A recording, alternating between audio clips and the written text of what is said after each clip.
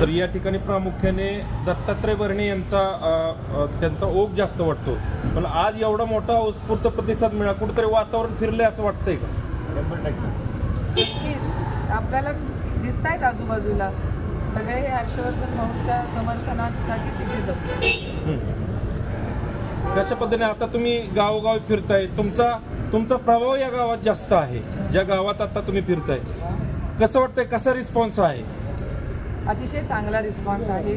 मी आज सकाळपासून अनेक गावांमध्ये आम्ही सर्वच जण, मी आणि माझी सहकारी अंकिता असतील, सागर आहे, वकील साहेब आहेत, आमचे राजवर्धन आहेत, आम्ही सर्वच जण फिरतोय आणि लोकांचा प्रतिसाद अतिशय चांगला आहे. या भागामध्ये शेरी फाउंडेशनच्या माध्यमातून आपण शेतकऱ्यांसाठी काम केलेलं आहे. त्या शेतकऱ्याच्या आपल्याकडून आणखी भविष्यात काय अपेक्षा आहे? त्या शेतकऱ्यांच्या आपल्याकडून काय अपेक्षा आहेत ना? आता ज्या काही अडीअडचणी आता लोकांना आहेत, त्यांना सामोरं जावं लागतंय, त्या फक्त शरीर फाउंडेशनच करेल अशातला भाग नाहीये.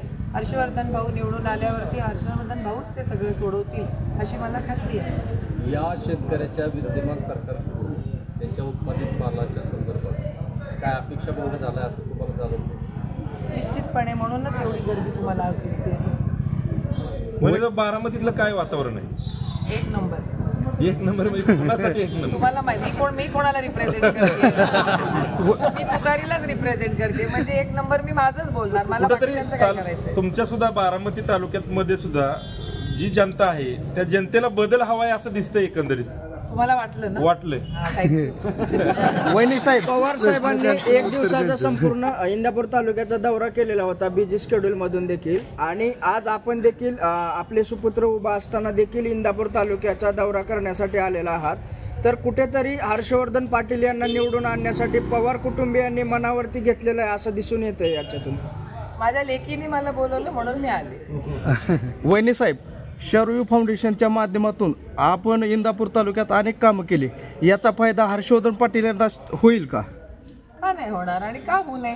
माझ्या गोरगरीब शेतकऱ्याला जर त्याचा फायदा असेल, मग तो कोणाचाही असो, त्याला जर फायदा होत असेल तर निश्चितपणे आम्ही त्याला मदत करू. त्यांना ताई, तुम्ही भाऊंसाठी प्रचार करता, परंतु योगेंद्रदादांसाठी प्रचार करत नाहीत का?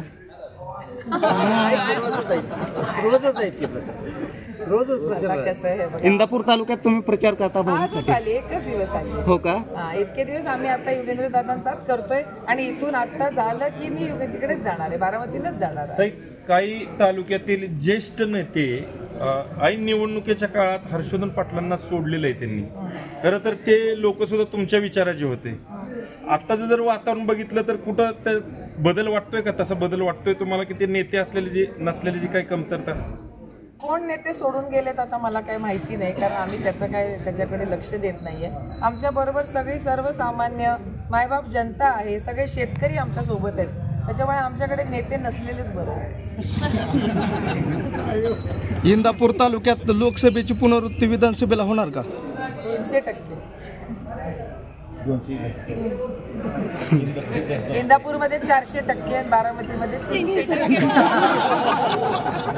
का बरं बारामतीत का कमी टक्के? टक्के नाही, आमच्याकडे 3 नंबर आमचा आहे ना, त्याच्यामुळे आमच्या उमेदवाराचं 3 आहे, आमच्याकडं 3 नंबर आहे आणि इकडं 4 नंबर.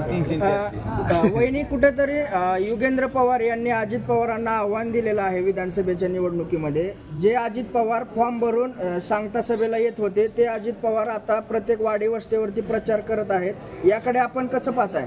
कसं आहे, लोकशाही आहे, प्रत्येकाला शेवटी त्यांच्या पक्षाचा पण त्यांना प्रचार करावा लागणारच आहे. त्यांचे तो स्वतः उमेदवार आहेत ना. 40 सभा घ्यावं, चुकीचं काय आहे? 40 यापूर्वी कधी नव्हते ना, असं तुम्हाला वाटतंय का? आणि 40 सभा त्यांच्या शेड्यूल मध्ये आहेत आहे का?